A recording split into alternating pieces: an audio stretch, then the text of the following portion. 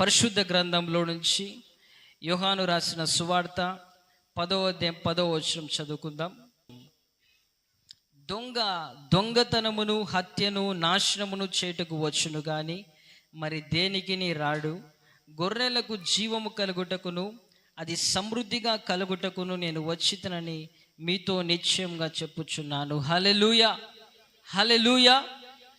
దేవుని యొక్క వాక్యంలో రాయబడి ఉంటుంది, దొంగ ఎందుకు వస్తాడంటే దొంగతనమును హత్యను నాశనము చేయుటకు అపవాదైన సాతాను వస్తాడు. ప్రియమైన దేవుని బిడ్డలారా, అపవాది ఏం చేస్తాడంటే మీకు చెందిన లేదా మీకు చెందాల్సిన వాటిని దొంగిలించడానికి ప్రతి నిత్యము అపవాది వాడు ప్రయత్నిస్తూ ఉంటాడు. నిజంగా మన శత్రువు ఎవరు చెప్పండి? పాకిస్తాన్ ఎవరు చెప్పాలి? మన శత్రువు ఎవరండి?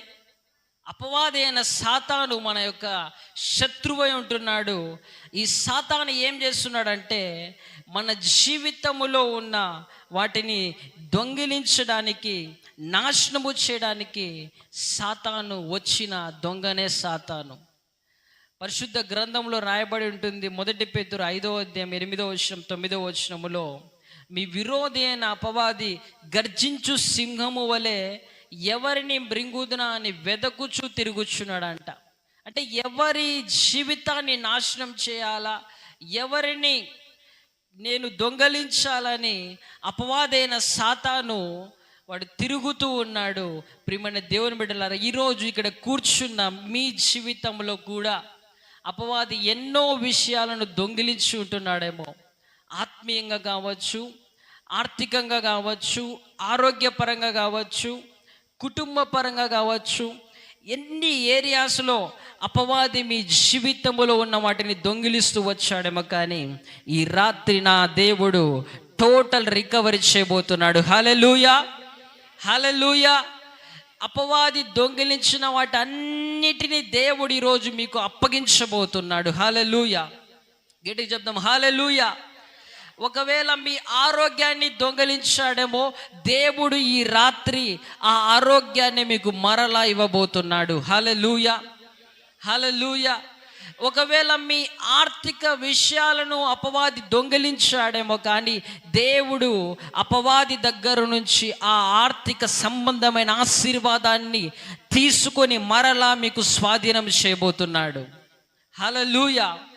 ఒకవేళ మీ భౌతిక సంబంధమైనవి ఏవి దొంగలించాడేమో వాటన్నిటిని దేవుడు ఈరోజు మీ వశము చేయబోతున్నాడు. ప్రియమైన దేవుని బిడ్డలారా, మీ ఆత్మీయ విషయాలను దొంగలించాడేమో, మీ ఆత్మీయ జీవితములో ఆత్మ సంబంధమైన ఆశీర్వాదాలను అపవాది దొంగిలించాడేమో, కానీ ఈ రాత్రి సాతాను శిబిరములోనికి దూసుకొని వెళ్ళి సాతాను దొంగిలించిన వాటన్నిటినీ దేవుడు మీకు అప్పగించబోతున్నాడు. నమ్మిన వారు గట్టిగా చప్పట్లు కొడుతూ ప్రభు నామాన్ని ఘనపరుద్దాం. హల్లెలూయా.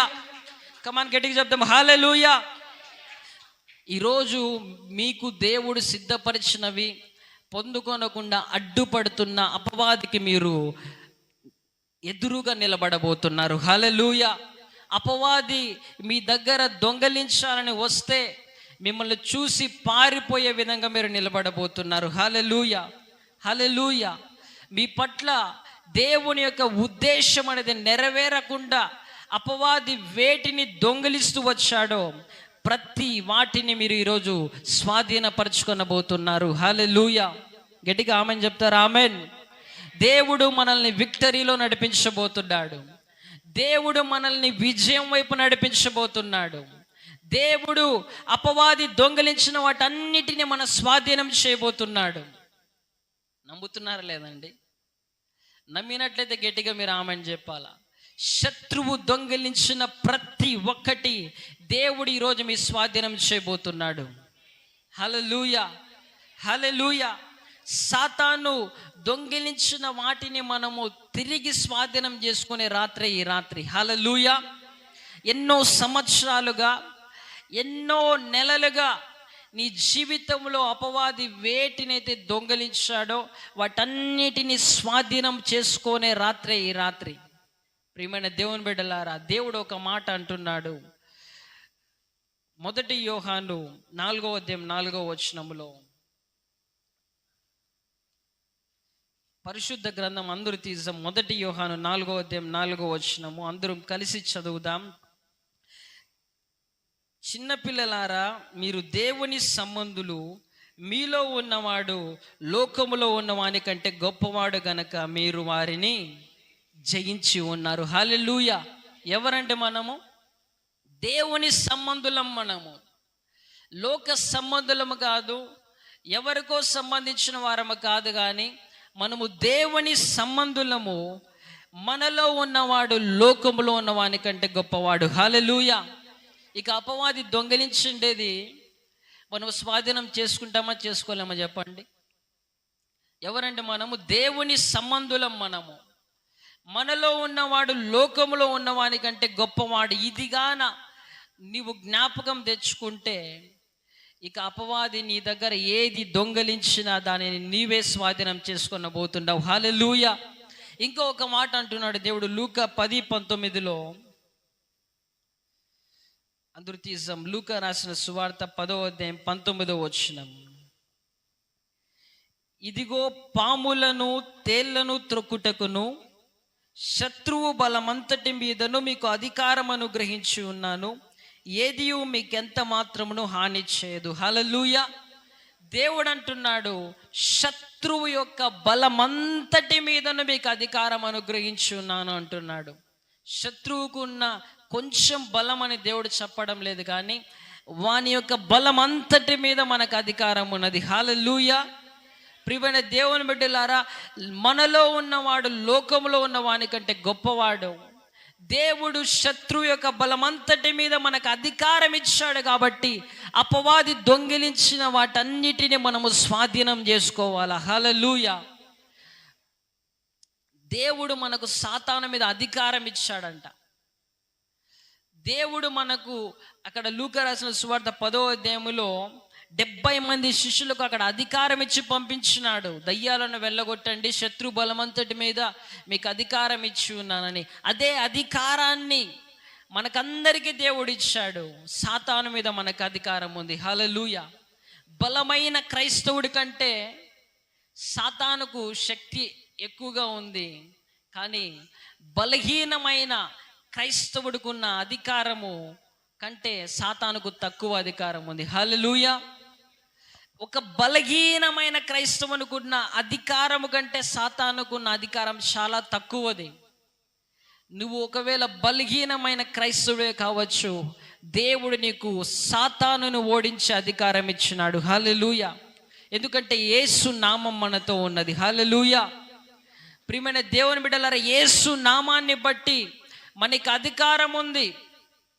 శత్రువు నీ నుంచి దొంగిలించినవన్నీ స్వాధీనము చేసుకోబోతున్నావు. హల్లెలూయా. యేసు నామములో ఉన్న అధికారము ద్వారా సాతాను శక్తిని ఓడించి వాడు దొంగిలించిన వాటన్నిటినీ తిరిగి స్వాధీనం మనం చేసుకోబోతున్నాం. ఈ రాత్రి నమ్మండి, సంవత్సరాల తరబడి ఏది మీరు కోల్పోయినారో, ఏది అపవాది మీ నుంచి దొంగిలించాడో, మీ ఆనందాన్ని దొంగిలించాడేమో, మీ కుటుంబంలో ఐక్యతను దొంగిలించాడేమో, మిమ్మల్ని ఎంతగానో ఆర్థిక సమస్యల్లో వేసేసి ఆర్థిక విషయాన్ని దొంగిలించినాడేమో, కానీ యేసు నామములో ఉన్న అధికారము ద్వారా ఈ రాత్రి వాడు దొంగిలించినవన్నీ మనం స్వాధీనం చేసుకోబోతున్నాం. హల్లెలూయా. హల్లెలూయా. మనము పిలువబడినది ఎందుకంటే సాతాన్ని ఎదిరించడానికి మనం పిలువబడ్డాం, సాతాన్ని ఓడించడానికి మనం పిలువబడ్డాం.